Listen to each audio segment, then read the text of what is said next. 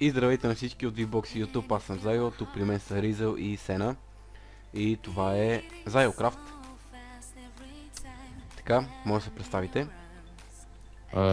Аз съм Сена и това е новият Private сервер. Аз пък съм Ризъл и ще скоча и ще се му убия. Да. Сега да ви покажи правилата. Да ви покажем правилата като за начало. Ето така изглежда таблото.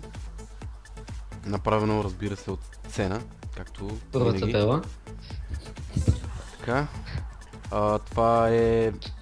може да се нарече красива кула.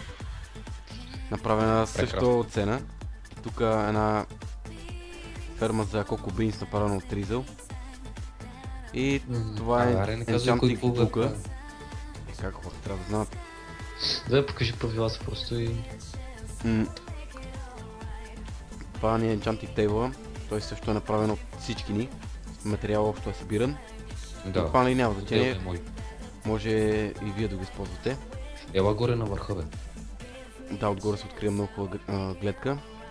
Тук е честрум, се води. Тук е... Или стая все за още не дискусия. довършен. Така, ето го и отгоре. Как изглежда. Ето го и Ризъл. Ха-ха. Така, ето натам се пада нашето село, което в този клип няма да ви го показвам. Което е на Зайо и на още един. Още един Идиот. пич. Да, бе. Така, идиот. само да кажа, Накратко идиот. кандидатурите стават, може и с клип, може и без клип, може просто да си напишете, нали, как се казвате, откъде сте, на колко години сте, от колко Трудна време играете. информация. Да, от колко време играете Майнкрафт, нали, обичайните въпроси. Без да лъжите, разбира се.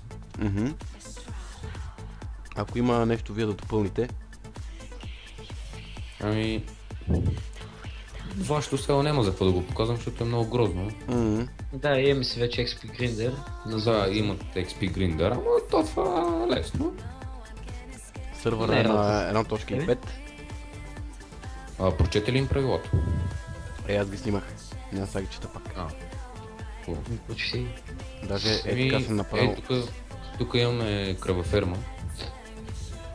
Ризо, аз съм ръден. И кравите са избягали, защото някой не е затворил вратата. Хланден. И на мен кокошките ми избягаха днеска.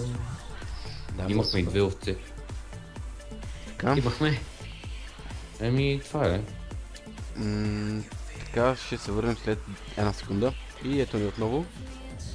И тук нещо се опитват да ме убият. Една кава се опитате изде.